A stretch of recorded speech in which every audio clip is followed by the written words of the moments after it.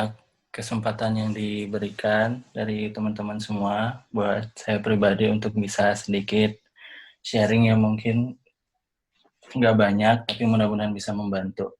Jadi tentang bidik misi, KIP kuliah, dan lain sebagainya, tadi udah dijelasin sama pemateri, 3 pemateri sebelumnya, terus sama Fitria juga. Terus tadi saya udah kirim materinya, brosur tentang KIP kuliah, ada di grup, terus bisa webnya juga diakses di sana. Intinya kurang lebih KIP kuliah itu pendamping ya, kalau sekarang sifatnya masih pendamping bidik misi masih ada, terus ditambah lagi supaya kuotanya jadi lebih banyak, ada KIP kuliah. Nah, kalau yang saya dapat informasinya, dari KIP kuliah itu, untuk tahun depan atau mahasiswa angkatan 2020, yang baru masuk tahun depan, itu tuh bakal ada kuota kurang lebih untuk 400.000 mahasiswa. Itu tuh banyak banget, 400.000 tuh jumlahnya nggak sedikit, ditambah dengan bidik misi yang ongoing itu, kalau nggak salah udah 800.000 atau lebih gitu. Nah, kemudian bedanya bidik misi dan KIP, kalau nggak salah juga ini KIP itu nanti, kalau bidik misi, dia khususnya kampus negeri, terutama yang titelnya universitas. Kalau misalkan titelnya politeknik atau sekolah tinggi, itu ada tapi sedikit. Jadi satu angkatan itu lebih sedikit kuotanya dibandingkan dengan universitas. Nah, kalau misalkan KIP kuliah, nanti dia bakal disamaratakan. Jadi KIP kuliah itu sebetulnya dia nyasarnya ke mahasiswa, ke calon mahasiswa vokasi atau mahasiswa yang nanti bakal ngambil di politeknik kayak gitu. Tapi tetap kalau misalkan ditambah kuotanya jadi 400.000 itu tuh udah sebetulnya ya udah cukup banget untuk semuanya. Terus mungkin kalau misalkan syarat dan lain sebagainya teknis tadi udah dijelasin, lebih ke ininya aja sebenarnya mah.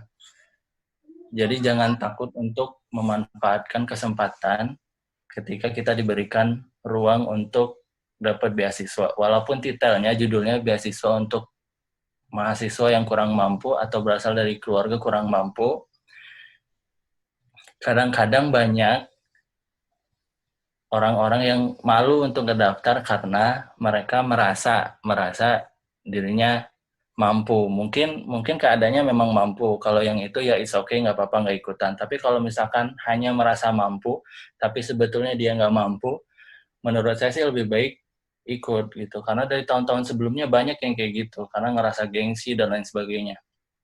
Terutama untuk mahasiswa-mahasiswa yang asalnya dari daerah. Kalau mahasiswa-mahasiswa nih yang asalnya dari kota, karena kebetulan saya kuliah di Bandung, itu tuh beda banget lah.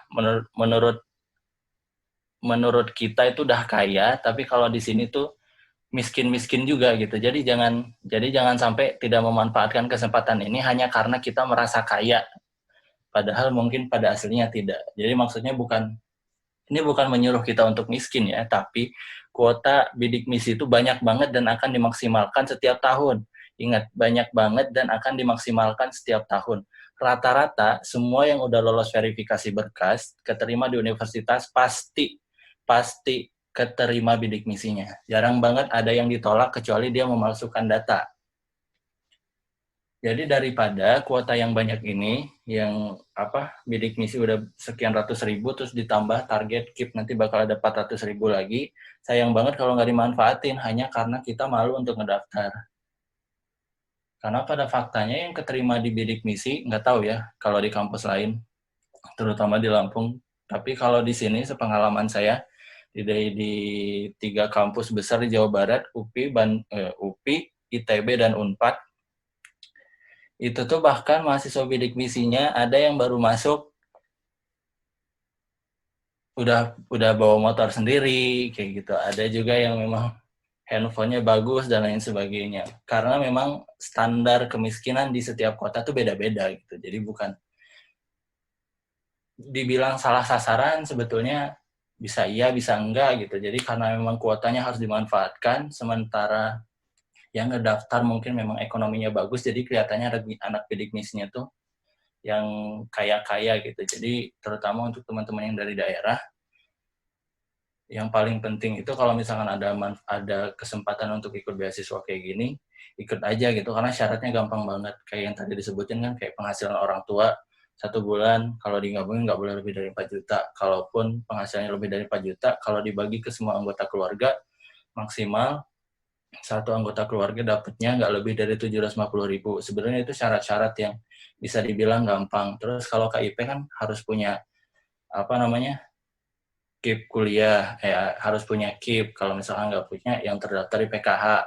Kalau zaman saya dulu tuh kartu jaminan sosial. Kalau dulu masih pakai kartu jaminan sosial. Kalau nggak punya kartu jaminan sosial, pakai apa namanya, surat keterangan tidak mampu yang gitu-gitu lah. Intinya syaratnya tuh gampang banget. Yang pertama, kita tercatat sebagai warga yang kurang mampu menurut data Kementerian Sosial. Terus yang kedua, kita keterima di kuliah. Nah, terus kita mampu atau tidak mampu itu bukan kita yang nentuin.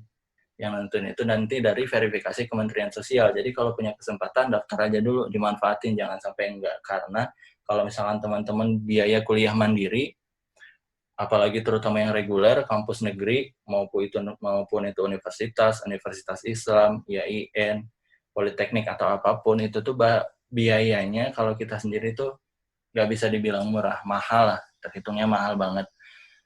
Biaya masuknya aja udah mahal banget. Jadi itu bisa jadi salah satu faktor penting supaya semua orang, terutama di daerah, itu tuh punya kesempatan untuk bisa mencicipi bangku kuliah di universitas-universitas yang bagus dan ternama di Indonesia. Jadi tidak hanya yang ada di Lampung. Itu. Karena kalau masalah kualitas akademik, mau itu dari daerah, mau itu dari mana, walaupun daerah terpencil sekalipun, sama aja kok nanti kalau udah masuk ke kampus, sama nggak ada predikat mahasiswa pinter, nggak ada predikat mahasiswa bodoh, yang ada itu cuma predikat mahasiswa rajin dan males. Jadi yang nentuin keberhasilan kita lulus kuliah nanti berhasil atau enggak ya cuma itu. Jadi kalau nanti di kampus aja hitungannya cuma rajin atau males, saya yakin kita semua bisa rajin kalau punya kemauan gitu. Jadi nggak melulu harus pinter. Yang penting bisa lolos tes di universitasnya. Terus gimana caranya supaya bisa lolos di universitas? Ada trik-triknya.